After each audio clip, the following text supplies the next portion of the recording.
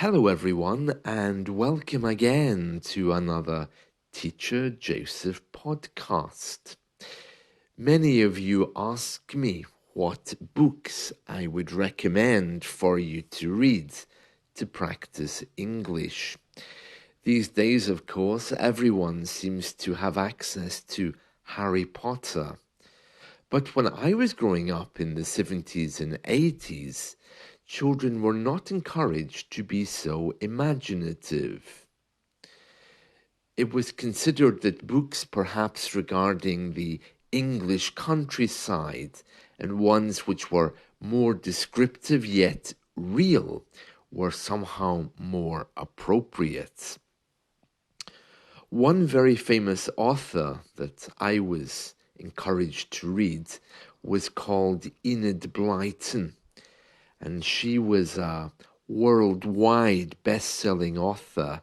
Maybe you've heard of her. One of her most famous creations was a group of kids called the Famous Five, who had all kinds of adventures. She also wrote about another group of children called the Secret Seven, who were children's detectives. You can find all of these books online now, and they're very interesting. They came from the 1940s and 50s, and they're descriptions of English life as well as the English coastal towns at that time really are very impressive. They're considered to be good books because there's no sudden signs of things like death or aliens landing. They're just good, notable, healthy books for children to read.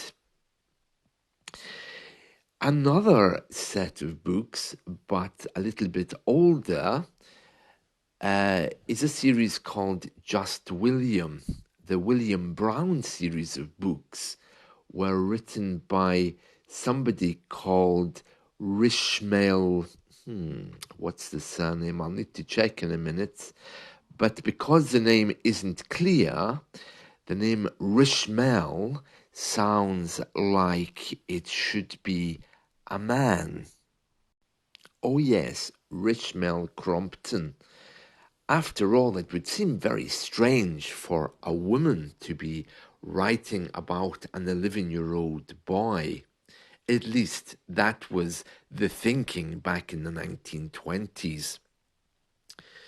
I only found out recently that Rishmael Crompton was actually a woman, and I was pleasantly surprised because these books are very kind of masculine in the way they've been written.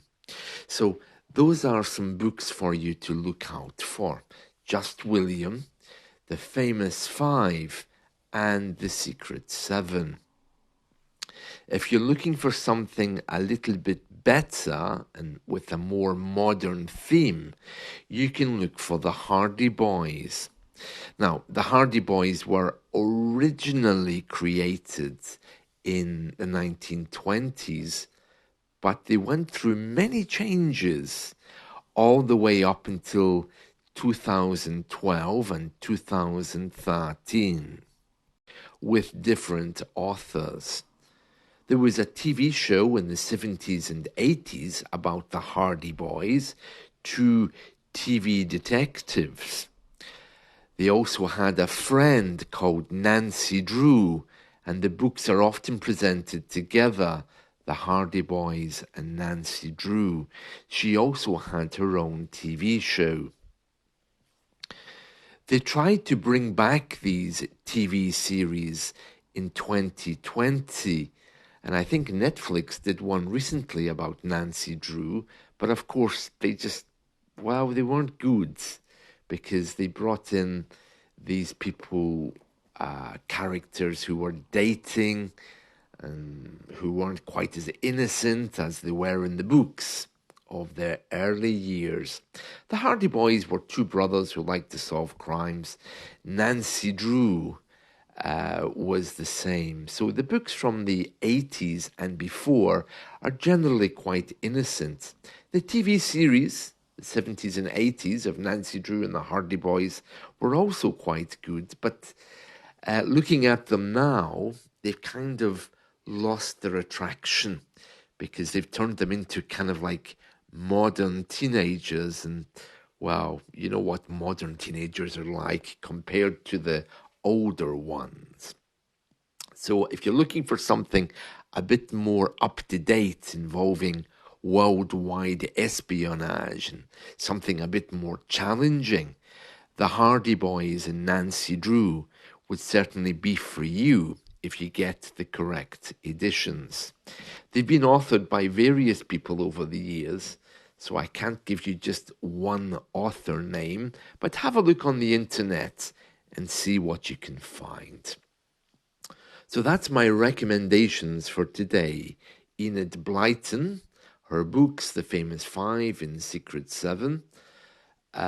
Just William, which was created by Rishmael Crompton. And of course, her other books, the William Brown series of books.